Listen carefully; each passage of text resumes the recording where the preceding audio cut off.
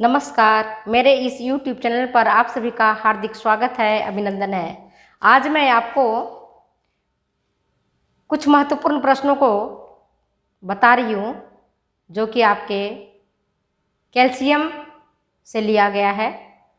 और अगर आपने बच्चे इन प्रश्नों का सही जवाब आपने दे दिया है तो आप समझो कि आप कंपटीशन को जो कैल्शियम से संबंधित प्रश्न अगर आएंगे तो सही कर लोगे। तो चलिए, मैं बगैर समय गंवाए हुए प्रश्नों को पूछती हूँ और इसका आंसर आपको देना होगा। बाद में मैं आपको आंसर भी इसका बता दूंगी। अगर आप कहोगे तो मैं अभी हाथों हाथ आपका आंसर बता दूंगी ताकि आपका भी समय बचे और हमारा भी समय बचे। तो चलिए क्वेश्चन शुरू करते हैं। मानव शरीर में सर्वाधिक मात्रा होती है कैल्शियम की, आयरन की, फास्फोरस की या कोबाल्ट की? चौथा, कौन सा ऑप्शन करेक्ट है? मानव शरीर में सर्वाधिक मात्रा होती है किस खनिज लवण की? पहला ऑप्शन है कैल्शियम की, दूसरा है आयरन की, तीसरा है फास्फोरस की और चौथा है कोबाल्ट की। करेक्ट आंसर क्या है?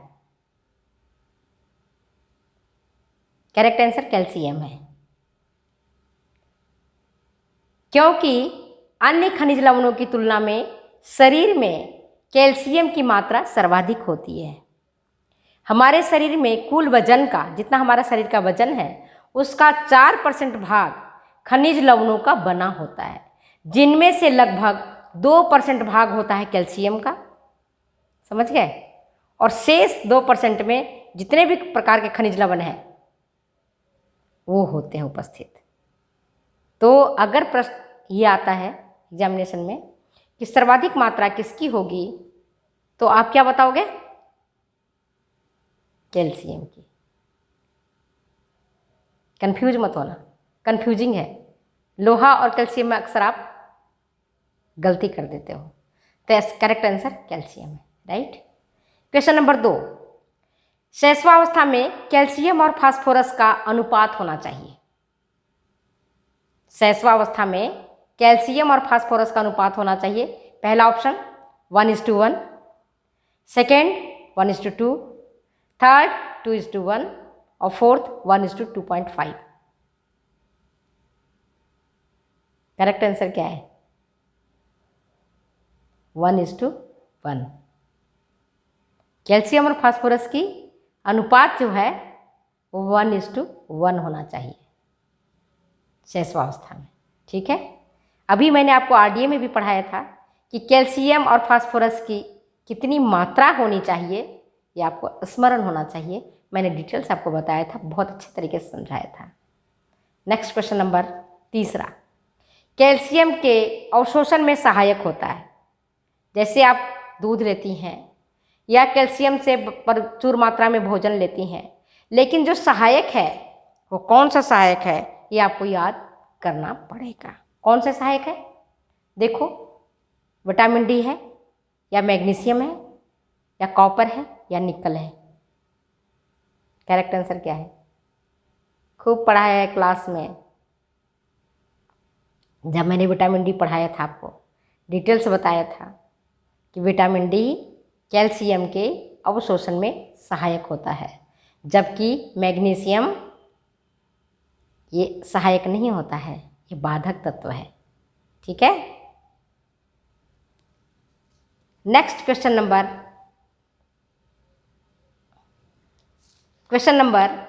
4, कैल्शियम प्राप्ति का उत्कृष्ट साधन है। कैल्शियम प्राप्ति का उत्कृष्ट साधन है मतलब सबसे ज़्यादा कैल्शियम किसमें पाया जाता है ये बताओ? भैंस का दूध, गाय का दूध, बकरी का दूध या मछली? करेक्ट आंसर भैंस का दूध। भैंस के दूध में कैल्शियम की प्रचुरता ज़्यादा होता है। ठीक है ना। और उसमें वसा भी ज़्यादा होता है, शक्कर भी ज़्यादा होता है ना। इसलिए भैंस का दूध जब आप खरीदते हो तो आप देखते हो ना, पानी मिला देते हो तो पूरी पतला हो जाता है। इसमें कैल्शियम की मात्रा सर्वाधिक होती है। दूध कैल्शियम प्राप्ति का उत्कृष्ट स्रोत है और सभी प्रकार के दूध से बनी जो मिठाइयाँ होती है, छेना है, दही है, छाछ है, मट्ठा है, इनमें भी कैल्शियम की प्रचुरता रहती है। अब क्वेश्चन नंबर 5, अस्थियों का विघटन की क्रिया कहलाती है। अस्थियों के विघटन की क्रिया कहलाती है, क्या है? ऑस्टियोपोरोसिस, दूसरा रिकेट्स, तीसरा कैल्सिफिकेशन, या चौथा उपरोक्त में से कोई नहीं। आंसर क्या है? बोलो। आंसर है ऑस्टियोपोरोसिस, जो खास करके प्रौढ़ों में होता है। हमारे जैसे ओल्ड एज लेडीज़ को होता है कि हड्डियों में जो एक मजबूती होनी चाहिए, दृढ़ता रहनी चाहिए, वो नहीं हो पाती है। हड्डियाँ भुरभुरी हो जाती हैं क्योंकि कैल्शियम का अवशोषण ठीक प्रकार से नहीं हो पाता है। तो जो हड्डियाँ मजबूत रहना चाहिए, हड्डियों में जो दृढ़ता होनी चाहिए, वो नहीं हो पाती हैं। ठीक है, आंसर क्या हुआ करेक्ट? ऑस्टियोपोरोसिस। ठीक है, रिकेट्स छोटे बालकों में होता है, ऑस्टियोपोरोसिस हमारे जैसे प्रौढ़ों में और वृद्धों में होता है, प्रौढ़ों के बाद। नेक्स्ट क्वेश्चन नंबर 6, कैल्शियम अवशोषण में बाधक तत्व है कौन सा? विटामिन सी, या वसा, तीसरा लैक्टोज, चौथा फास्फोरस। बाधक तत्व पूछ रही हूँ। कैल्शियम अवशोषण में बाधक तत्व है, पहला सुनो ध्यान से, विटामिन सी, दूसरा वसा, तीसरा लैक्टोज, या चौथा फास्फोरस। आंसर वसा होना चाहिए। वसा बाधक तत्व है, बाकी कैल्शियम के अवशोषण में विटामिन सी, लैक्टोज और फास्फोरस, ये तीनों सहायक तत्व हैं। आपने पढ़ा होगा अच्छी तरीके से। नेक्स्ट क्वेश्चन नंबर 7, कैल्शियम के अवशोषण में सहायक तत्व है।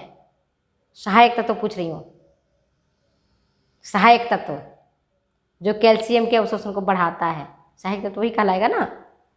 देखिए ऑप्शन सुनो, तांबा,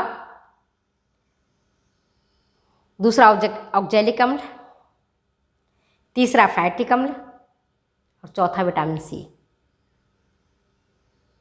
करेक्ट आंसर क्या है?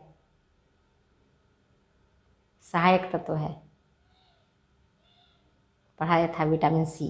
विटामिन सी कैल्शियम के अवशोषण में सहायक तत्व है, बाकी तांबा, ऑक्जेलिक अम्ल, फैटिक अम्ल, ये सारे कैल्शियम के अवशोषण में बाधा पहुंचाते हैं। यद्यपि आप भोजन के माध्यम से कैल्शियम लेते हैं, पर ये अवशोषित नहीं हो पाता है। अब क्वेश्चन नंबर 8, तिल बीज के बाहरी छिलकों में उपस्थित रहता है।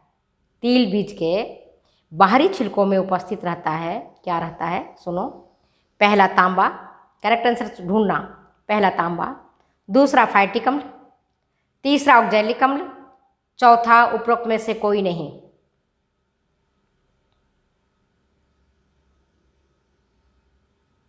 फिर से सुनो, तिल बीज के बाहरी छिलकों में उपस्थित रहता है, पहला तांबा, दूसरा फैटिक अम्ल, तीसरा ऑक्जेलिक अम्ल, चौथा उपरोक्त में से कोई नहीं। क्या करेक्ट आंसर है?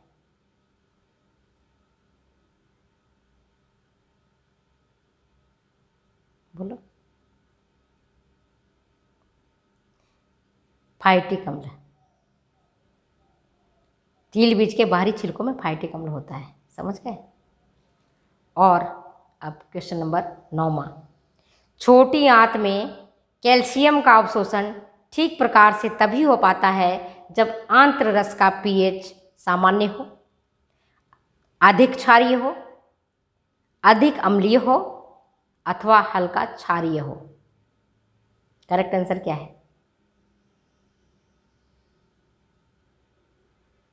पढ़ाए थे डाइजेशन में, डिटेल्स पढ़ाया था। हल्का क्षारीय होना चाहिए, अधिक क्षारीय होगा तो आंत्र रस